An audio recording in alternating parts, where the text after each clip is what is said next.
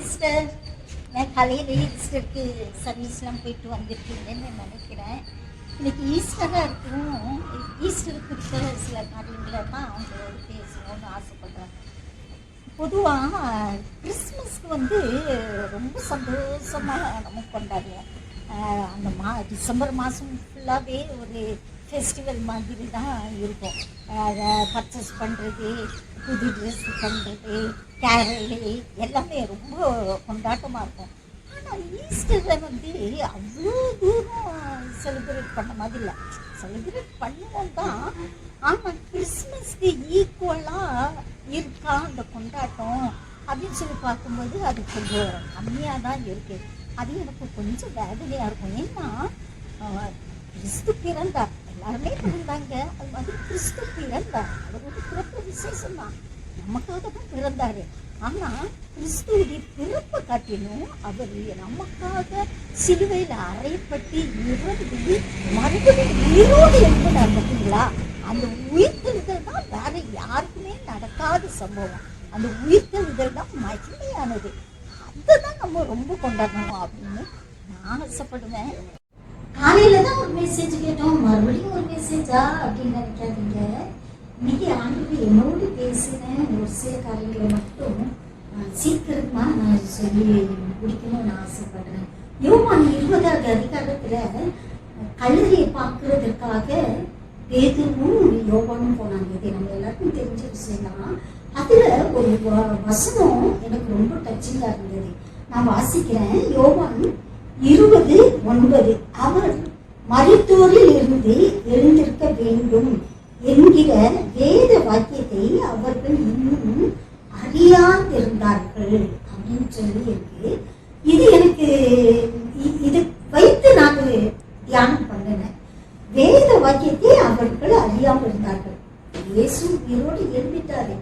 உள்ள போய் பார்க்கும்போது அங்க இயேசு இல்லை, அவரை சுற்றி வைத்த துணிகள் இருக்குது. உடனே இவங்க ஏசப்பா சொன்னாங்க, அதே மாதிரி உயிரோடு எழுப்பிட்டாரு அப்படிங்கிற ஞாபகம் அவங்களுக்கு இல்லை. ஏன் தெரியுமா? அவங்க வேத வாக்கியத்தை இன்னும் அறியாதிருந்தார்கள். திருப்பி நம்ம இப்படி பார்த்துக்கிட்டே வந்தோம்னா மகதல நாள் மாதிரியா அந்த அம்மா அழுதுகிட்டே இருந்தாங்க. இது நம்ம எல்லாருக்குமே தெரியும் தான். ஏசப்பா பின்னாடி நிக்கிறாரு. ஆனா மகதல மரியாதம்மா என்ன நினைச்சாங்கன்னா, ஒரு தோட்டக்காரனே நினைச்சிட்டு, நீங்க இயேசுவை எடுத்துட்டு போனது உண்டானா எனக்கு சொல்லுங்க, நான் அவரே எடுத்துக்கொள்கிறேன் அப்படின்னு சொன்னாங்க. 14வது வசனம் பாருங்களேன். இவைகளை சொல்லி பின்னாக திரும்பி இயேசு நிற்கிறதை கண்டால், ஆனாலும் அவரை இயேசு என்று அறியாதிருந்தாள். அங்க சீசன்ல பார்த்தோம், பேதுருவும் யோவானும் வேத வாக்கியத்தை இன்னும் அறியல. இங்க மகதலேனா மரியாளுடைய பக்கத்துல நான் ஏசப்பா நிற்கிறாரு. ஆனா அவர் இயேசு அப்படின்னு சொல்லிட்டு அறியல. 2 வார்த்தையும் ஒன்னா இருக்குது. ஒரே நாள் நடந்த சம்பவம் தான். இதை வைத்து நான் தியானம் பண்ணும்போது ஏசப்பா எனக்கு கற்றுக் கொடுத்த பாடம் என்ன தெரியுமா? நானும் என்னுடைய வாழ்க்கையில அநேக சமயத்துல பிரச்சனைகள், போராட்டங்கள், உபத்திரவங்கள் ஏதாவது வரும்போது, ஏன் இது இப்படி நடந்துச்சு, எதுக்காக நடந்துச்சு, இதை நான் எப்படி ஃபேஸ் பண்ண போறேன், நான் என்ன செய்யணும் அப்படின்னு சொல்லி பல விதமான குழப்பத்தோட தான் நம்ம இருக்கிறோம். ஏன் தெரியுமா? அந்த நேரத்துல ஏசப்பா நம்மளுக்காக முன்கூட்டியே பலவிதமான வாக்கு தத்தங்களை கொடுத்துட்டாரு. அந்த வார்த்தைகளை, அந்த வாக்கு தத்தங்களை அறியாததுனாலதான் நமக்கு இந்த ப்ராப்ளத்தை ஃபேஸ் பண்ண தெரியாம இருக்கும். மரியாள் பாருங்க, பக்கத்துல இயேசு இருக்கிறாங்க, ஆனா அறியாம இருக்கிறாங்க. நம்ம என்ன செய்யறோம்னா, பாடுகள் பிரச்சனைகள் வரும்போது ஏசப்பா இதுல என்னை காப்பாத்துங்க, நீங்க மட்டும்தான் இது செய்ய முடியும் அதெல்லாம் நம்புறோம், நீங்க மட்டும்தான்ப்பான்னு அழுறோம், அவரை நோக்கி கரெக்டா ஜெபிக்கிறோம். ஆனா கிட்ட இருக்கிறாரு, உயிர் தெளிந்து இருக்கிறாரு அப்படிங்கிறத நம்ம அறியாம இருக்கோம். இயேசுப்பா உயிரோட எழுதுறதுக்கு காரணம் என்ன தெரியுமா? நம்ம ஒவ்வொருவரும் அவர் நமக்காக வைத்திருக்கிற ஆசீர்வாதங்களை நம்ம பெற்றுக்கொள்ளணும். வேற வாக்கு தத்தங்களை நமக்கு உண்மையாக்கி கொள்ளணும். சாம்பிளா சொல்லணும்னா வியாதி வந்துருச்சு, எனக்கு வியாதி வந்துருச்சு. வியாதி ரொம்ப சின்னதா இருக்கும்.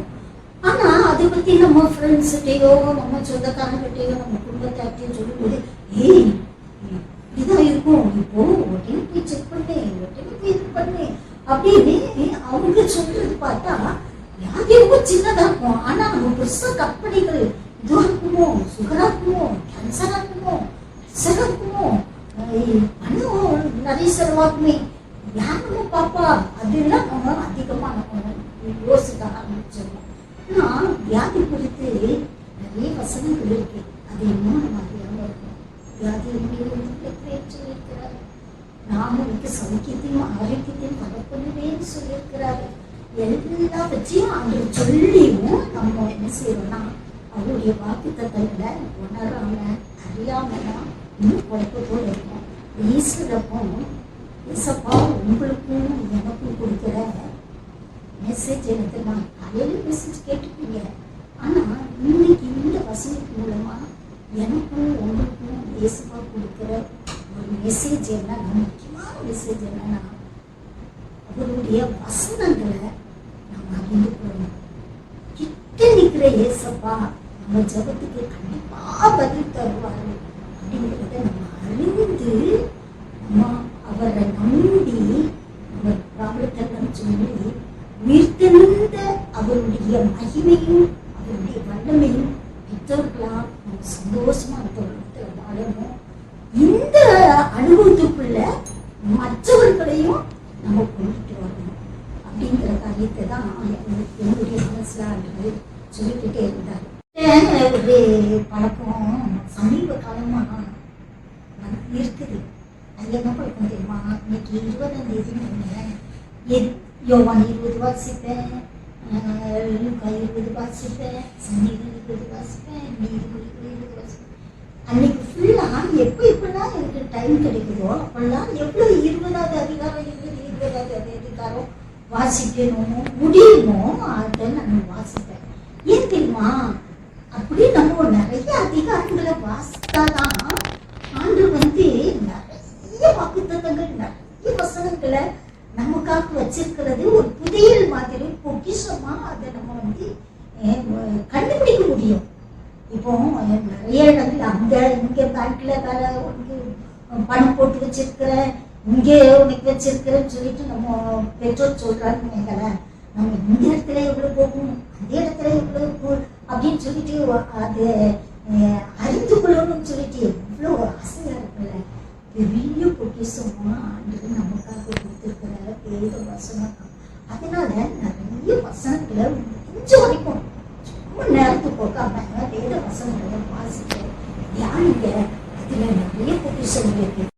இப்போ கூட ஆண்டவர் ஒரு 2 வசனத்தை ஞாபகப்படுத்துறாரு. அந்த 2 வசனத்தை சொல்றேன், உங்களுக்கு ரொம்ப யூஸ்ஃபுல்லா இருக்கும், எனக்கும் யூஸ்ஃபுல்லா இருக்கும். இது ஏசப்பா எனக்கு கற்றுக் கொடுத்ததுதான். ஒவ்வொரு நாளும் நான் வாசிக்கும் போது ஏசப்பா இன்னைக்கு பேசுற வசனத்தை இந்த மாதிரி ஒரு பாக்கெட் 5 ரூபாய் தான் இந்த பாக்கெட் டைரியில எழுதி வச்சிருக்கேன். ஏன்னா மறந்துடுவேன். அப்பப்போ வேலை செஞ்சுட்டு இருக்கும்போது இன்னைக்கு ஏசப்பா என்ன பேசுனாங்க, என்ன வசனம் கொடுத்தாங்க அப்படின்னு சொல்லிட்டு இந்த பாக்கெட் டைரியை எடுத்து பார்த்துட்டு ரிமைண்ட் பண்ணி அதை வைத்து ஜெபிக்க எனக்கு ரொம்ப யூஸ்ஃபுல்லா இருக்கு. நீங்களும் அதை பார்த்து செய்யலாம். சரி, ஏசப்பா இப்போ ஞாபகப்படுத்துற 2 வசனம் பார்த்துக்கலாமா? சங்கீதம் 20 2வது வசனமும் 5வது வசனமும். அவர் பரிசுத்த ஸ்தலத்திலிருந்து ஒத்தாசை அனுப்பி சீயோனில் இருந்து ஆதரிப்பாராக, உமது வேண்டுதல்களை எல்லாம் கர்த்தர் நிறைவேற்றுவாராக. பரிசுத்த ஸ்தலத்திலிருந்து நமக்கு ஒத்தாசை அனுப்புவாராம். எவ்வளவு பெரிய ஆச்சரியம் இல்ல பாருங்க. நமக்கு யாற்றிருந்து வருது? பரிசுத்த ஸ்தலத்துல இருந்து. அப்புறம் சீயோனில் இருந்து நமக்கு ஆதரவு வருது. இன்னொரு ஒரு வசனம் சொல்ற பாருங்க.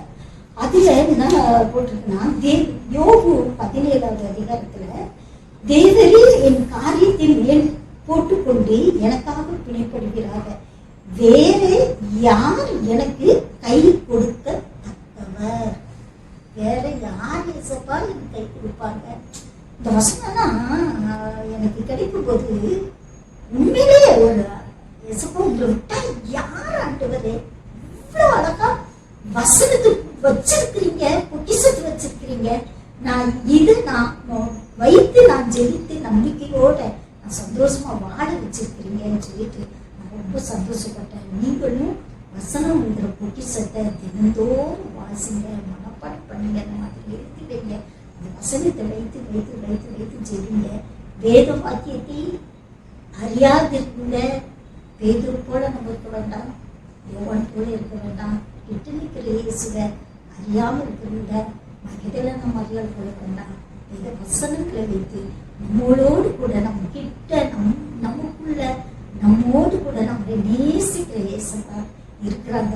உயிரோடு இங்க இருக்கிறார், உயிருள்ளவரா இருக்கிறார். நாம் உயிரோடு வாழ்கிற வரைக்கும் மரண பரியந்தம் நம்மை நடக்க வல்லவராக இருக்கிறார். அவருடைய துதி கனம் மகிமை உண்டாவதாக. ஆமீன்.